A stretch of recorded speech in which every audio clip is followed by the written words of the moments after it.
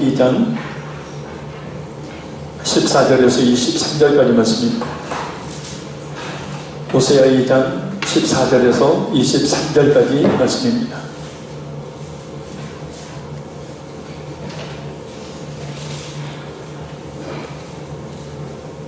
구약성경 1258페이지 호세아 2장 14절에서 23절까지 말씀, 하나님 주신 말씀이니 우리 소리 크게 내어서 그 의미를 생각하며 읽겠습니다.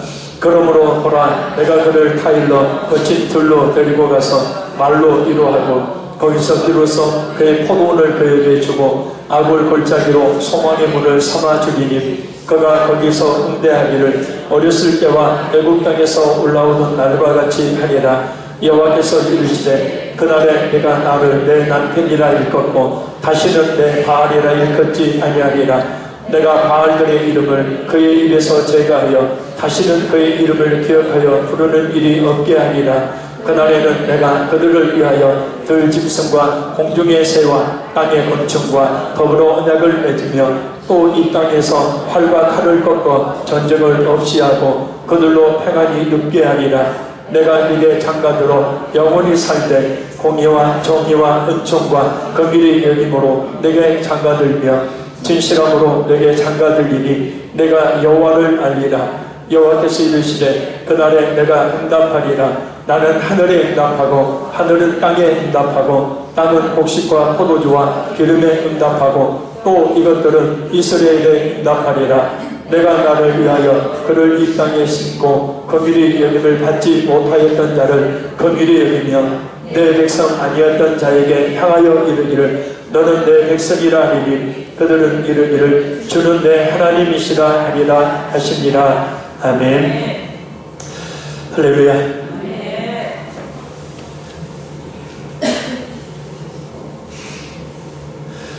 우리 서로 축복하겠습니다. 주의 음성이 이 밤에 톡톡히 들리기를 바랍니다. 우리 서로 축복합니다.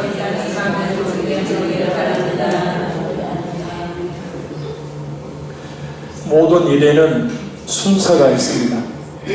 순서대로 되는 것이지 순서로 거슬릴 수는 없습니다. 이 순서가 어긋난다면 좋은 결과를 기대할 수가 없습니다.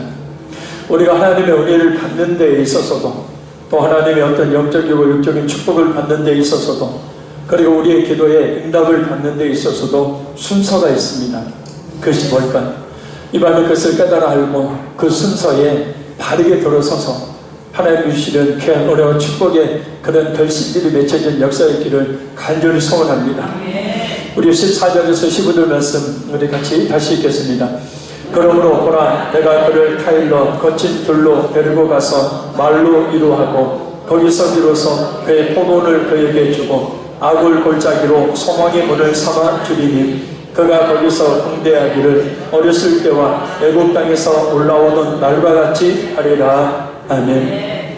하나님을 믿고 하나님을 떠나서 음탕한 이 고멜처럼 다른 남자의 품에 안기듯이 우상을 숭배하는 이스라엘이지만 하나님은 포기하지 않으시고 버리지 않으십니다. 타일렀다라고 말씀합니다. 곧 그들이 돌아오도록 설득하셨다라고 말씀합니다. 근데 어디로 데려가셔서 설득하셨습니까?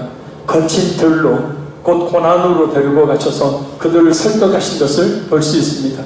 왜냐하면 말을 해서 안 들으니까요. 말을 해서 안 들으니까요. 그 고난을 주시는 이유는 세 가지가 있습니다. 첫째는 하나님을 바로 알도록 하기 위해서입니다. 할렐루야. 궁극적으로 하나님을 떠나고 하나님을 잊고 죄 가운데 사는 이유는 하나님이 누군지를 제대로 모르기 때문이죠. 그래서 가장 중요한 것, 하나님을 바로 알게 하시기 위해서. 두 번째는 철저하게 순종하는 자만이 하나님의 축복을 받는다는 사실을 깨닫게 하시기 위해서입니다. 이스라엘 백성들은 그랬죠. 불순종해서 하나님 뜻이 뭔지도 모르고 자기 생각대로 자기 뜻대로 살았죠. 그래서 하나님은 그들로 하여금 하나님이 누군지를 바로 알고 그 말씀에 순종하는 성도에게 하나님의 축복이 임한다는 사실을 깨닫도록 하시기 위해서 거친 들이라는 그 고난으로 그를 데리고 가십니다. 셋째는 하나님 한없는 은혜를 경험하게 하시기 위해서입니다. 고난 가운데 있을 때, 질병 가운데 있을 때 하나님이 고쳐주십니다. 병원에 가서 약을 먹고 의술을 의지하고 아무리 나아보려 해도 낫지 않는 병들, 그런 병들 하나님이 고쳐주심으로 말미암아서 결국은 어떻게 됩니까? 하나님이 어떤 분인지 하나님의 그 은혜를 깊이 깨달아 알고 하나님께 확실히 붙어있는 사람이 됩니다. 물질도 마찬가지예요. 물질을 잃어버리는 체험들, 가정을 잃어버리는 체험들, 사람을 잃어버리는 그런 고난들, 이런 고난을 통해서 하나님께서 원하시는 것은 그래서 회복시켜도 말미암아서 하나님의 은혜가 어떤 것인지를, 또 믿는 성도는 하나님의 은혜로 말미암아서만 산다는 사실을 깨달아 알도록 하기 위해서입니다. 많은 그리스도인들이 믿는다고 하는 사람들이 이 사실을 알지 못하든 자신의 힘으로 방법으로 일해서 먹고 살 만큼 사니까 굳이 하나님에 대해 은혜를 갈급해하지 않습니다. 그래서 주일 주부에도 나와 있지만 젊은 사람들의 갈수록 기독교의 인구가 줄어들고 있죠. 우리나라에. 다른 종교도 마찬가지래요. 특별히 20대 30% 이상이 줄어들었습니다. 작년 12월 28일 날 한국 목회자 협의회에서 전국 5,000명을 대상으로 설문조사를 한 결과입니다. 플러스 마이너스 2.5% 신뢰도. 하나님이 없어도 살 수 있는 세대에 우리가 살고 있어요. 하나님의 은혜? 그까짓 하나님의 은혜 뭘라고 받아? 하나님의 은혜가 뭔지도 모르고 살아도 얼마든지 살 수 있는 시대에 살고 있습니다. 그래서 하나님께서는 특별히 사랑하는 성도들에게 그와 같은 거친 둘로 데리고 가셔서 하나님이 어떤 분인지를 알게 하고 하나님의 말씀에 순종하는 자에게 하나님의 복이 임한다는 사실을 알게 하고 네 힘으로 안 되지. 그래서 모든 것이 하나님의 은혜로 말미암아 된다는 사실을 알게 하십니다. 그래서 이 세 가지를 제대로 알고 하나님을 의지한다면 고난은 그 막을 내리게 되는 겁니다. 그래서 거친 들과 같은 고난은 오히려 하나님을 바로 알게 하는 스승이 되죠. 고난은 순종하는 자만이 축복을 받는다는 사실을 알게 하는 아주 좋은 훌륭한 선생이 됩니다. 고난은 하나님의 한없는 은혜를 체험하도록 이끌어주는 인도자가 됩니다. 그래서 하나님께서는 놀라운 축복을 바로 거기서 곧 북이스라엘 백성들이 연단받는 그때에 주셨다라고 말씀합니다. 그러니까 그 고난 속에, 고난 가운데서 하나님의 더 큰 은혜를 우리가 체험하게 된다는 거예요. 평안하고 아무 일이 없는 상황 속에서 어떻게 하나님의 은혜를 체험할 수가 있겠습니까? 그래서 고난은, 연단은 축복의 또 다른 얼굴이 되는 거예요. 일반적으로 고난이라는 앞면만 보면 힘들어 죽겠어요. 하나님은 도대체 왜 이렇게 이런 길을 걷게 하시는지 괴로워 죽겠어요. 근데 조금 뒤면 뒷면이 보이죠. 고난이라는 앞면이 주는 진정한 하나님을 알게 하고 하나님의 말씀에 순종하는 자에게 주시는 복, 하나님의 은혜가 얼마나 크고 놀라운지를 알게 하는 하나님의 축복이 뒷면입니다. 어떤 축복이었습니까? 거칠었던 광야가 포도원이 되는 축복, 환난과 괴로움을 상징하는 그 아굴골짜기가 소망이 문이 되는 축복을 주십니다. 그런데 중요한 것이 있어요. 축복도 또 절망적인 그런 상황과 여건이 소망으로 바뀌는 것도 모두 오직 이스라엘 백성들이 자신들의 죄를 자복하고 돌이켜서 하나님과 관계를 회복할 때에 주셨다라는 겁니다. 그래서 거친 들에서 하나님과 관계를 회복해서 축복받은 성도는 그 하나님의 은혜와 그 사랑과 그 능력을 체험하고 출애굽을 한 이스라엘 백성들처럼 하나님을 찬양하며 하나님께 영광을 돌린다라는 뜻입니다. 그래서 중요하고 또 중요한 것은 하나님께 더 가까이 나가서 그 관계를 더욱더 회복하는 것이 더욱더 필요합니다. 이 밤에 이 시간이 저와 여러분에게 하나님께 완전히 가까이 가는 시간이 될 뿐만 아니라 한 걸음 더 하나님께 가까이 나가는 시간이 되기를 간절히 소원합니다. 이전에 가졌던 주님을 향한 그 진실한 믿음을 더욱더 뜨겁게 회복하는 시간이 되기를 바라고 잃어버렸거나 갈수록 희미해지는 하나님을 향한 그 사랑에 다시 불이 붙는 역사가 있기를 간절히 소원합니다. 예배를 회복하고 잃어버린 기도를 회복하고 했다 안 했다 충성과 봉사를 회복하고 그를 통해서 믿음을 더욱더 회복하는 역사가 이 밤에 일어나기를 간절히 소원합니다. 16절 봅니다. 여호와께서 이르시되 그날에 네가 나를 내 남편에게 일컫고 다시는 내 바알이라 일컫지 아니하리라. 아멘. 그날은 1차적으로 이 선민 이스라엘이 포로 생활을 끝내고 해방되어서 귀환하게 될 날을 의미합니다. 그리고 2차적으로는 모든 성도들이 죄와 사망의 즐거에서 해방될 구원의 날을 이야기합니다. 바로 그날에 하나님의 선민 이스라엘이 하나님을 바알이라 부르지 않고 내 남편이라 부르게 된다라는 말씀입니다. 다시 한번 하나님과 이스라엘의 관계를 정립하시는 거죠. 부부관계를 정립하시겠다라는 겁니다. 바알이라는 말은 원래 우상을 가리키는 말이 아니었습니다.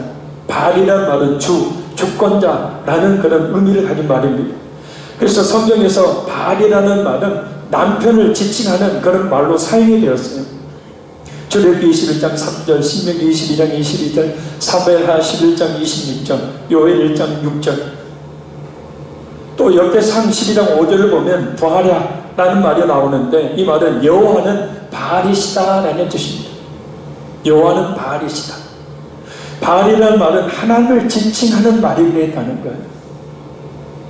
그러나 이 말을 사람들 우상을 부르는 말로 사용을 해서 우상을 일컫는 말이 되고 말았습니다.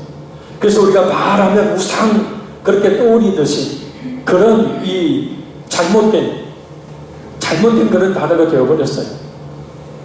하나님을 주권자로 부르는 게 아니라 하나님을 주라고 부르는 것이 아니라 우상을 자신들에게 물질적인 풍요를 가져다 주는 존재에 위해서 그 우상을 향해서 주권자라고 불렀던 거예요. 그래서 하나님께서는 북이스라엘 회복되는 그날에는 우상의 대명사처럼 쓰였던 그 바알이라는 말을 제거해버려서 다시는 그 우상을 기억하지 않도록 하시겠다라는 거예요. 할렐루야. 오직 하나님만을 영적으로 남편과 같이 섬기면서 정결한 신부로 하나님의 말씀만 따르는 삶을 살게 하시겠다는 뜻입니다. 하나님을 주권자로 확실하게 세우시겠다는 뜻입니다. 우리 주권자는 누구입니까? 나의 주권자는 누구예요? 나의 주는 누구냐라는 겁니다. 물질입니까? 당장 어떤 도움을 주는 사람입니까?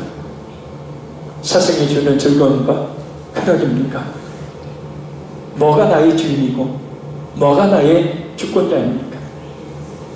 나는 바알 같은 우상을 섬기지 않아요. 나는 석가모니 앞에서 나는 절하지 않아요. 나는 우상 앞에서 절하지 않아요. 그것으로 그치는 것이 아니고 내 삶에 나의 삶을 이끌어가는 주도적인 역할을 하는 그것이 하나님이 아니고 나로 하여금 살아갈 수 있도록 하는 원동력과 힘이 돈이 된다면 그것이 바로 바알이에요. 그것이 바로 내 자신의 힘과 지혜면 그것이 바로 바알이고 주권자예요. 그것이 세상의 즐거움이면 내가 하나님 앞에 나와 있기는 하지만 사실상의 나의 주권자는 세상의 즐거움과 쾌락이에요. 이스라엘 백성들이 이 우상을 바알이라 불렀다. 그들이 하나님을 부르지 않은 것이 아닙니다. 그들 역시도 여호와의 이름을 부르며 그들 역시도 여호와 앞에 나와서 제사를 드리고 여호와 앞에서 기도를 하고 여호와 앞에서 신앙생활을 했어요. 그런데 그들의 마음속에 실제적인 주권자는 누구였냐면 세상의 물질이었어요. 사람이었어요. 자신들의 그 이스라엘의 힘과 권력이었어요. 그들이 누리는 즐거움과 쾌락이었어요. 그래서 그들은 그것을 하나님을 주권자라 부르면서 실제적으로 그들의 마음속에서는 그것들이 바로 그들의 바알이 되었던 거예요. 그들을 남편 삼았다는 거예요. 그들을 주권자 삼았다는 겁니다. 그래서 하나님이 이제 다시는 하나님을 알기는 남남처럼 지내는 그런 관계가 아니라 하나님의 이름을 알되 그저 이름만 부르고 마는 그런 형식적인 관계가 아니라 곧 그의 문턱만 받고 왔다 갔다 하는 그런 관계가 아니라 남편과 아내처럼 체험적인 그런 관계를 가지시기를 원하신다는 거예요. 다시는 그런 것들을 바알로 주로 주권자로 마음속으로 따로 섬기는 그런 삶이 아니라 오직 하나님만을 온전히 바알로 섬기게 만드시겠다는 주의 염색. 이 밤에 하나님과 깊은 관계가 맺어진 역사가 있기를 바랍니다. 우리 성령께서 역사해 주심으로 말미암아서 하나님을 체험하는, 다시 한번 뜨겁게 하나님을 만나는 역사가 있기를 간절히 소원합니다. 성령께서 우리 영혼을 만져주시기를 바랍니다. 성령께서 우리 영혼으로 하여금 하나님을 뜨겁게 열망할 수 있는 그런 갈급함을 주시기를 바랍니다. 이 자리에 임재 계신 성령을 똑똑히 체험하고 만나는 역사가 있기를 간절히 소원합니다. 분명 우리 성령께서 우리 불쌍히 여기셔서 그런 은혜를 우리에게 주실 줄로 믿습니다. 왜냐하면 그 은혜가 아니고는 잠시도 살아갈 수 없는 연약한 존재라는 것을 성령 하나님은 누구보다 잘 아시기에 내가 그것을 고백하며 성령께 손을 내밀면 성령께서 우리의 손을 잡아 이끌어 주실 줄로 믿습니다. 그래서 확실한 그런 부부의 관계, 남편 놓고 다른 남자를 생각하는, 아내 놓고 다른 여자를 생각하는, 지금 이 쌀들이 그렇게 살았잖아요. 남편하고 문제 없는데요? 근데 마음속으로는 다른 남자가, 나 아내하고 문제 없는데요? 내 마음속으로는 다른 여자가. 이스라엘 백성들의 모습이 지금 그 모습이라는 거예요. 그래서 이제는 다시는 너희들이 의지하는 그것들을 이제는 제하여 버리셔서 오직 하나님만을 바라보는 존재가 되게 해주시겠다. 성령님께서 이 밤에 강력하게 역사해 주셔서 우리의 마음을 만져주셔서 나의 참된 주권자는 바로 세상의 물질이고 사람이고 즐거움이고 쾌락이고 이것이 아니라 하나님이심을 고백할 수 있도록 역사해 주시기를 바랍니다. 그것만 되면 돼요. 17절 말씀 봅니다. 내가 바알들의 이름을 그의 입에서 제거하여 다시는 그의 이름을 기억하여 부르는 일이 없게 하리라. 아멘. 16절 말씀도 그렇지만 이 17절 말씀을 보면 하나님께서 모든 것을 주관하시며 이루어가고 계심을 볼 수 있습니다. 이스라엘 백성들이 우상에게서 떠나 하나님만을 섬기는 것은 이스라엘의 자발적인 행동이 아니에요. 이스라엘의 힘이 아니에요. 이스라엘의 의지가 아니고 하나님의 전적인 은혜의 결과임을 보여주시는 겁니다. 거친들인 고난의 그 광야로 데려갔어요. 성도가 죄악을 끊고 하나님만을 사랑하며 섬길 수 있는 신앙을 가질 수 있는 것은 성도 자신의 의지나 결단으로 되는 것이 아닙니다. 안 되잖아요. 내가 끊고 싶은데 끊어져요? 안 돼요.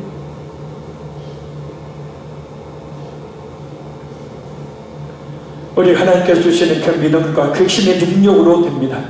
그래서 모든 것이 하나님의 은혜요 하나님의 역사하심이 됩니다. 무엇이 은혜일까요? 지금 이 자리에서 하나님께 믿음으로 간절히 진실한 마음으로 기도하는 것이 은혜 아니겠습니까? 온 마음과 몸과 정성을 다해 찬양을 드리고 말씀을 놓치지 않고 그 말씀을 마음에 새겨 그 진리의 말씀 가운데 순종하는 것이 은혜가 아니겠습니까? 그러면 거기엔 진짜 그렇게 완전히 하나님께 돌아서면 거기에 반드시 은혜의 강물이, 축복의 강물이 흘러 넘치게 되어 있습니다. 자, 이 18절 봅니다.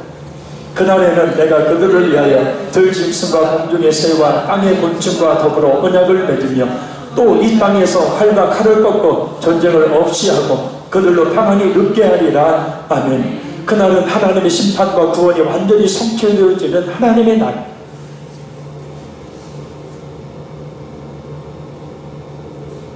그 성도의 믿음을 보시고 확실히 하나님께로 완전히 돌아서는 그 모습을 보시고 이제는 하나님께서 모든 징계를 거두시는 그날,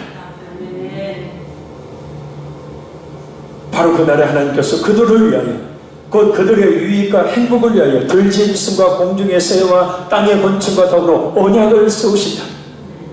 여기서 언약은 계약을 의미하는 것이 아니라 명령 또는 공포를 말합니다.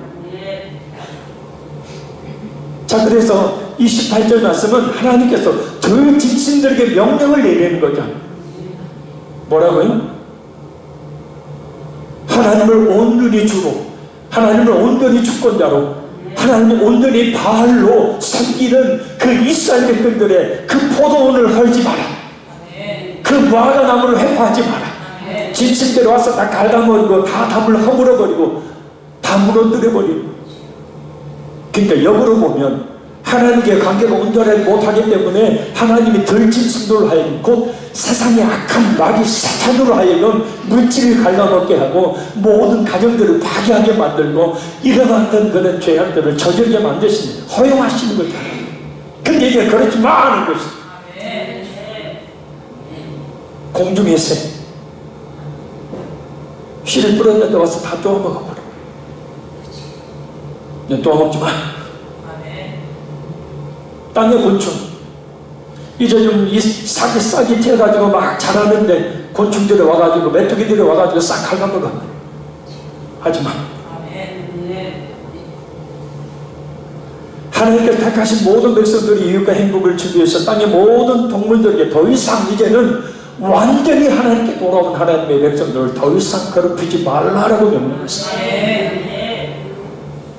하나님께서 인간의 범죄로 말미암아 파괴된 자연질서를 다시 회복시키겠다는 말씀, 그리고 끊임없는 전쟁의 연속인 땅에서 활과 칼을 꺾고 전쟁을 없이 하심으로 진정한 평안을 주시겠다. 그래서 가정의 행복, 자녀들의 행복, 건강의 회복, 물질의 회복, 모든 환경의 회복은 바로 하나님께 있기에, 할렐루야, 그 하나님 앞에 있는 우리들의 신앙의 온전한 회복에 달려있다는 거예요. 그러니 이 밤에도 하나님께서 내게 원하시는 것이 무엇인지, 어떻게 하기를 원하시는지를 말씀과 기도를 통해서 깨달아 알 때에 회복으로 들어가게 되는 거예요.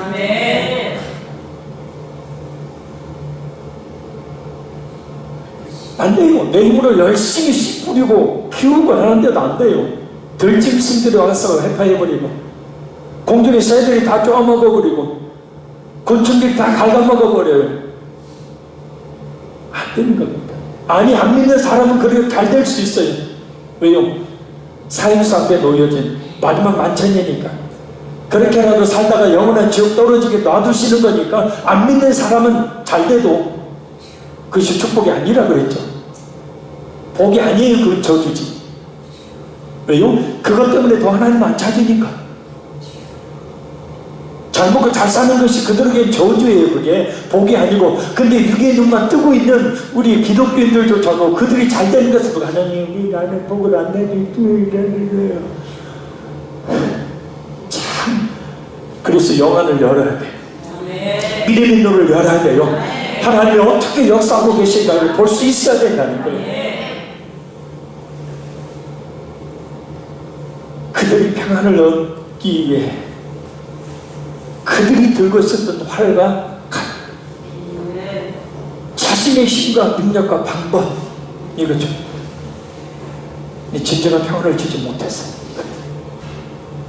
오히려 그 활과 칼이 주는 고통과 두려움의 날들만 있어서.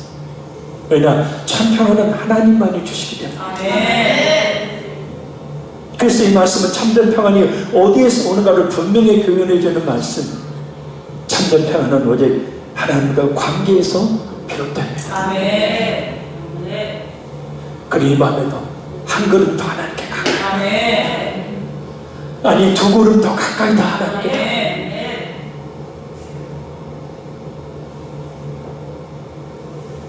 식구들 봅니다. 내가 네게 장가들어 영원히 살되 공의와 정의와 은총과 긍휼의 힘으로 네게 장가들며. 아멘. 하나님께서 이스라엘 백성들과 새롭게 언약을 맺어서 그들과 맺은 그 밀접한 관계를 이제는 영원히 유지하시겠다라는 겁니다. 그러시기 위해서 하나님께 뭘 하십니까? 장가지시겠다라고 이야기합니다. 장가들다는 말은 이혼했다가 다시 재혼한다는 얘기가 아니고 순결한 처녀와 결혼을 하는 것을 뜻해요. 영적으로 가늠한 여인과 같은 이스라엘의 모든 죄를 사해 주셔서 깨끗하게 해주시고 순결한 신부 삼아서 깊은 영적 관계를 가지시겠다라는 겁니다. 사람들은 간음을 행하면 더럽다고 이혼해버리는데 하나님은 버리는 게 아니라 깨끗하게 하셔서 신부로 삼으신다. 사람은 버리고 새 것을 하죠.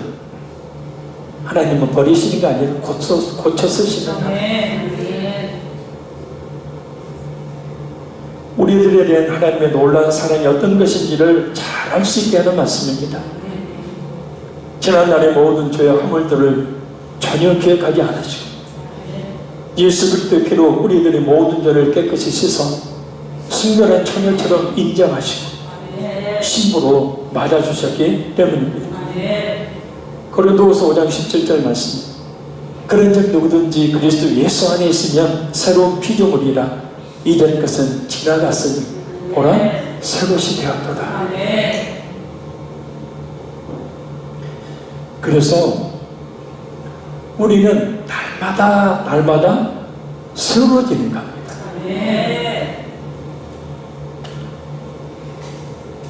과거를 묻지 않으시는 하나님, 그러니 우리 또한 그 과거의 죄악과 아픔을 다 버리기를 힘써야 잘 안 버리지죠.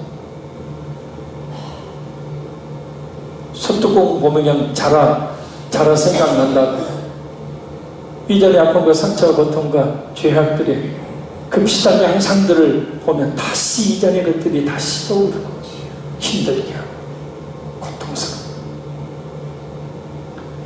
근데 그것이 결코 자신의 도움이 안 된다는 거예요. 과거에 묻혀 사는 사람들이 많습니다. 이전에 좀 서운했던 것, 내게 잘못했던 것들 잊어버리지 않고 거기 삼짓돈 치마 할머니가 안 깊은 곳에 넣어두듯 마음에 차곡차곡 쌓아두고 생각날 때마다 두고 꺼내어 써먹는 사람들이 있어요. 내가 어떻게 그것을 잊어? 과거가 어때있든 그것을 버려야 새로운 삶이 시작됩니다. 그것을 버리지 못하면 예수를 믿으면서도 그것에 늘 발목이 잡힌 채로 참된 자유를 누리지 못하고 살아가게 되니 하나님이 이스라엘의 수도 없는 영적인 간음을 잊으시고 정결한 신부로 맞아주신 것처럼 우리 또한 과거 지형적인 그런 삶이 아니라 미래 지형적인 삶이 되도록 하기 위해서 우리 마음이 불편하고 아프고 고통스럽고 힘든 과거가 있다면 모두 잊고 날마다 우리는 새로워져야 되는 존재이기에 그것을 버리고 다시 한번 이 밤에 새로워지기를 바래요. 그래서 이 말씀을 붙들고 일단 기도하십시오. 아픔, 상처, 죄 떠오를 때마다 막 화가 나고 떠오를 때마다 괴롭고 아프고 죽을 것 같고 이거 하나님 제 마음에서 예수님이 저의 더럽고 추한 모든 죄를 사해 주신 것처럼 저도 그렇게 마음의 모든 것들이 깨끗이 없어지는 역사를 기도해주세요. 강아지 데리고 산책 나가 목줄 메고 데리고 나가 강아지는 모처럼 만에 밖으로 나와서 여기서 응아 냄새도 맡고 버려진 음식 냄새도 맡고 다른 강아지가 싸놓은 그 냄새도 맡고 걔네들이 그게 관찰 생활이래요. 우리는 더럽다고 하지 마라 그러는데 걔네들은 그것이 이게 취미 생활이래요. 근데 우리는 어떻게 해? 그 응아가 있으면 거기다 맡으려고 하면 어떻게 해? 더러워!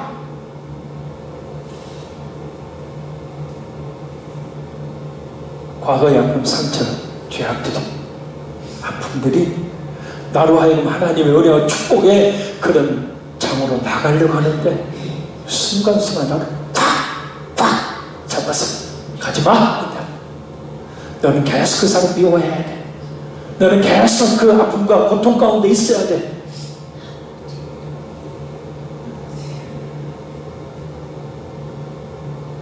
왜 이것을 버려야 되냐면 마음에 깊은 상처가 있는 사람은 사랑을 할 수가 없습니다. 생각해 보세요. 어떤 상처들은요, 마음에 깊은 아픔과 상처가 있는 사람은요, 진짜 사람 사랑하지 못해요. 그럴까요? 안 그럴까요? 경계하게 됩니다. 늘 경계하게 됩니다.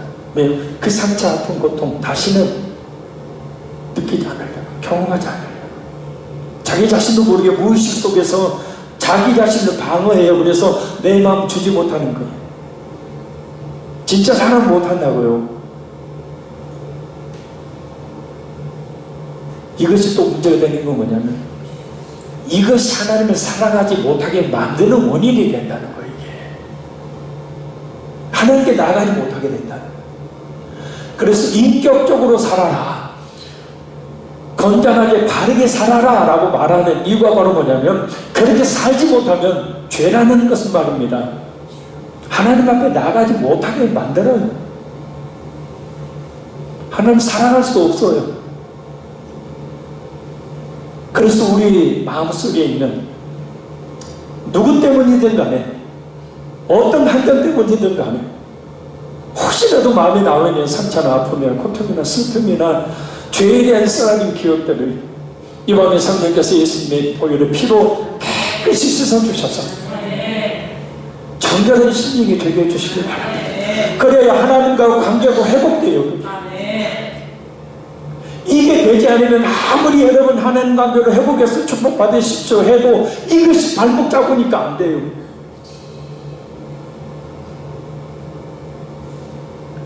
마음에 상처가 있으면, 아픔이 있으면, 죄악이 있으면 하나님 사랑 못합니다. 가까이 나가지 못해. 온갖 죄악으로 물들어서 도저히 걸어가신 하나님의 자녀, 신부가 될 수 없던 우리를 하나님께서 어떻게 거룩한 자녀 삼아주셨는지 그 십자가의 그 보혈의 능력을 깊이 생각하면 다 다를 수 있습니다. 오늘 본문을 보면 오직 공의와 정의와 은총과 긍휼의 여기심으로 신부 삼아주셨다라고 말씀합니다. 공의는 하나님의 속성인 의를 말하고 정의는 재판이나 기타 행동의 생사되는 객관적인 의를 이야기합니다. 그래서 공의와 정의란 하나님의 의가 백성들에게 나타나 그의 백성들을 의롭게 하고 그들의 삶을 바르게 하신다라는 것. 할렐루야. 택한 백성들의 죄를 완전히 사하시고 의롭게 하실 뿐만 아니라 의로운 삶을 살 수 있도록 하나님이 이끌어 가신다는 거예요. 로마서 3장 21절에서 22절 말씀입니다. 이제는 율법 외에 하나님의 한 의가 나타났으니 율법과 선지자들에게 증거를 받은 것이라 곧 예수 그리스도를 믿음으로 말미암아 모든 믿는 자에게 미치는 하나님의 의인이 차별이 없느니라. 이 남자 저 남자 만나면서 자신의 몸을 내어주며 음탕한 삶을 살았던 오늘 본문의 고멜처럼 세상적으로 보면 도저히 신부 삼을 수 없는 성도의 모든 죄악을 다 용서하시고 묻지 않으시고 기억하지도 않으시고 오히려 깨끗하게 씻어 새로운 모습으로 세워 신부를 삼아주셨습니다. 오직 신랑의 깊은 사랑으로 많은 사람들 앞에서 이 신부가 내 신부라고 선언을 해버리니, 결혼을 해버리니 사람들이 더 이상 할 말이 없습니다. 그래서 은총이고 그래서 긍휼인 거예요. 은총은 아무런 가치가 없는 죄인들과 언약을 맺으시고 그래서 성실히 지켜나가시는 하나님의 사랑을 말합니다. 긍휼은 본래 자녀에 대한 어머니의 마음을 이야기합니다. 그래서 이 은총과 긍휼은 하나님의 자기 백성에 대한 그런 불쌍히 여기는 마음을 이야기합니다. 그래서 성경에 나오는 많은 은혜로운 단어 중에 진짜 은혜로운 단어는 불쌍히 여겨주시는 거예요. 영원한 지옥불에 던져진다 해도 아무런 원망할 수 없던 우리들이었습니다. 아니 그것도 모른 척 그냥 지옥을 향해서 달려갈 수밖에 없었던 우리들, 그런 우리들을 우리 하나님께서 불쌍히 여겨주셔서 하나님의 아들이신 예수님의 십자가에 죽게 하시며 모든 죄를 씻어 깨끗한 하나님의 친구, 하나님의 자녀 삼아 주셨습니다. 그러니 우리는 그 누구도 함부로 대할 수 없는 존재, 과거에 묻혀서 과거에 나를 힘들게 하고 아프게 했던 사람들과 기억들을 간직한 채 한 맺힌 삶을 살아서는 안 됩니다. 그런데 심리학적으로 그와 같은 이 깊은 상처나 아픔이나 고통이나 슬픔, 이와 같은 것들이 그 사람을 지탱해 나가는 근본 원인이 되기도 합니다.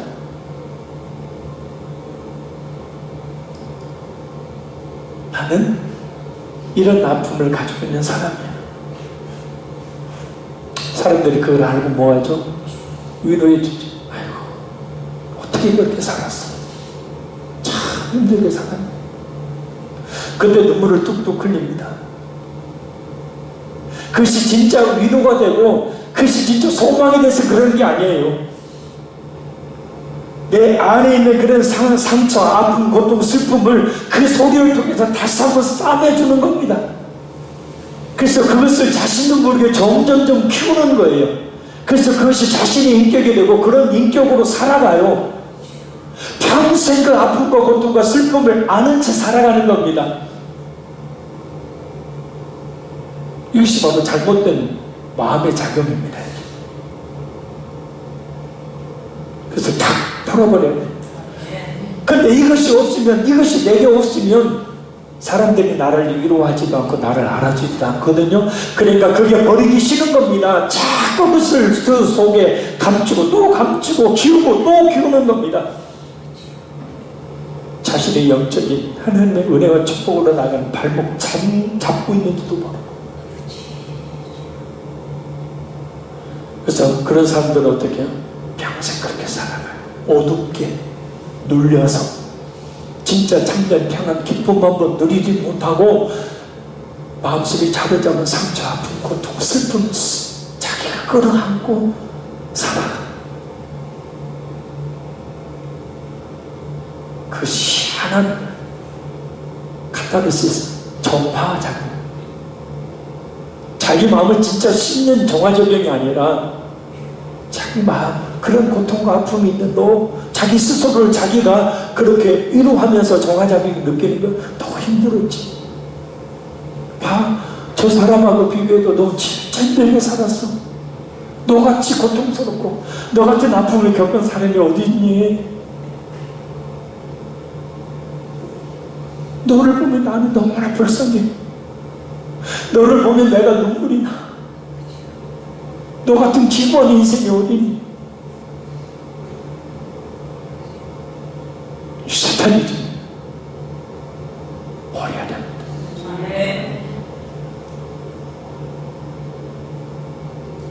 그래 밝은 데로 나갈 수 있어요. 자기를 죽여가는 그런 어리석은 행위일 뿐이니 자기를 영적 감옥에 더욱더 깊숙이 들어가게 만들고 결국은 자신을 무너뜨리고 하나님의 은혜와 축복의 자리로 나가지 못하게 만드는 것이니 과감하게 떨쳐내는 겁니다. 성령의 도움을 구하세요. 자, 왜 그렇게 해야 합니까? 우리 20절 보겠습니다. 진실함으로 네게 장가들리니 네가 여호와를 알리라. 아멘. 하나님께서 우리를 진실하게 대해주셨다. 거짓된 모습으로 대하지 않으셨어요. 형식적으로 대하지 않으셨어요. 우리의 모든 죄를 사해 주시는 것이 거짓이 아니고 우리를 자녀 삼아 주신 것이 거짓이 아니며 우리의 영적 신부 삼아 주신 것이 거짓이 아니다. 그것이 그 사랑의 십자라는 것을 예수님이 십자가에 죽게 하시며 증명하셨다고 그랬습니다. 그러니 우리 또한 하나님 앞에 그렇게 진실하면 돼요. 하나님께서 우리를 진실하게 대하시는 이유가 뭐예요? 네게 장가들리니 곧 깊은 영적 관계를 맺겠다. 그래야 진정 하나님을 아는 것이기 때문입니다. 하나님은 우리에게 진실함으로 나를 대해서 나에게 가까이 가까이 다가오는데 나는 그런 아픔과 상처와 슬픔과 고통과 죄악으로 인해서 하나님 안 돼. 마음을 확 열고 하나님께 나가야 되는데 그것 때문에 하나님께 나가지 못하고 주저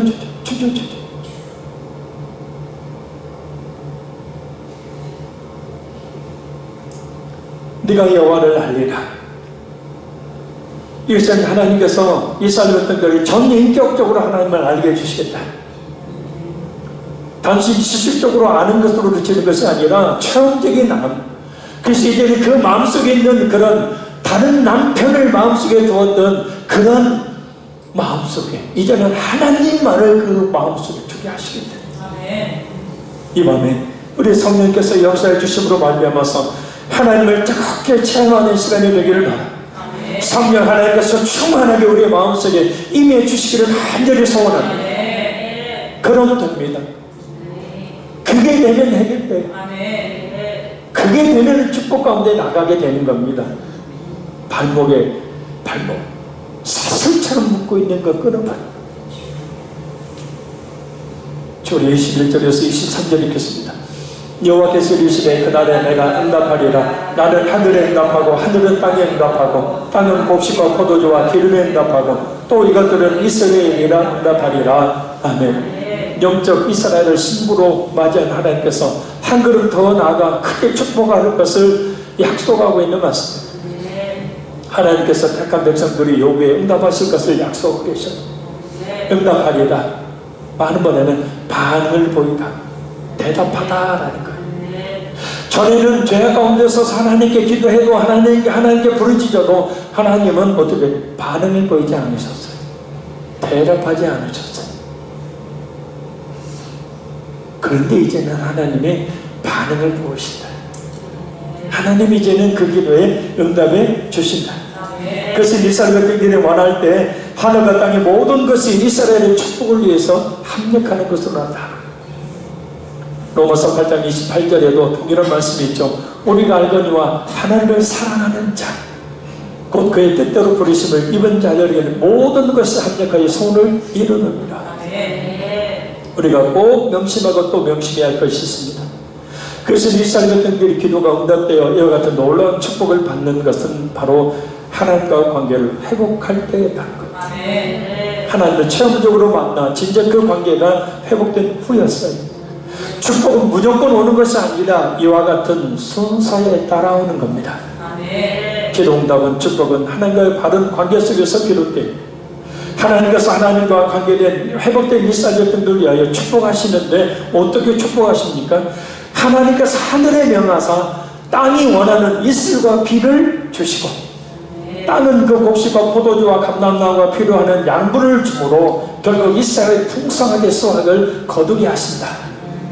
그래서 그 모든 것들이 이스라엘의 역사가 된다라고. 이스라엘은 하나님께서 심으시다. 하나님께서 직접 하늘과 땅에 명령하셔서 풍성한 수확을 거둘 수 있도록 심으신다는 말씀입니다. 축복은 이렇게 하나님과 관계에서 부어지게 됩니다. 그러니까 전에는 어땠어요? 이스라엘 백성들의 불순종 죄 때문에 하늘을 닫아버리셨어요. 하늘에서 비가 내리지 않고 이슬이 내리지 않았었어요. 근데 이제는 문 열어라.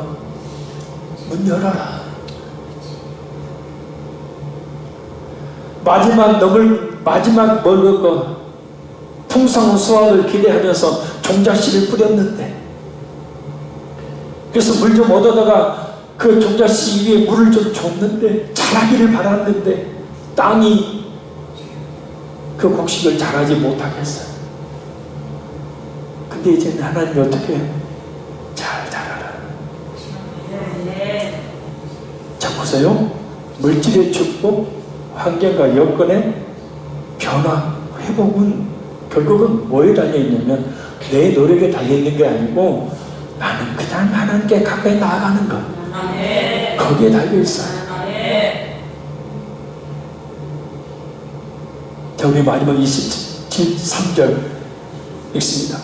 내가 나를 위하여 그를 이 땅에 심고 긍휼히 여김을 받지 못하였던 자를 긍휼히 여기며 내 백성은 아니하였던 자에게 행하여 이르기를 너는 내 백성이 아니니 그들은 이르기를 저는 내 하나님이시라 하리라 하시니라. 아멘.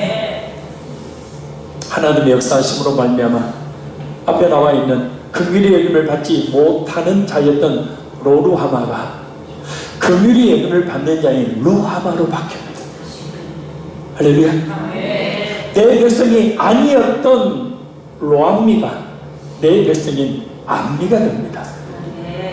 그래서 그런 말할 수 없는 큰 어려움과 불쌍의 여김을 받은 이스라엘 백성들을 고백합니다. 주는 내 하나님이시라. 바로 이러한 진실한 믿음의 고백을 하도록 하기 위해서 하나님께서 거친 들로 그들을 데리고 나가 고난을 주신 겁니다. 하나님을 똑바로 보는 이런 고백이 나오도록 말입니다. 그 전에는 입술로만 하나님을 불렀는데 이제는 확실히 하나님의 은혜를 깨닫고 체험하고 나니 주는 내 하나님이십니다. 어떻게 보면 이 한마디 고백 듣기 위해서 하나님은 그 엄청난 일들을 행하십니다.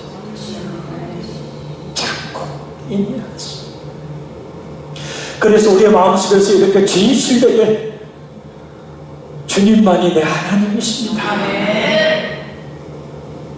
주님만이 내 주권자인 주님만이 내 바알이십니다. 이 고백이 나올 수 있길 바랍니다. 결론적으로 말씀드립니다.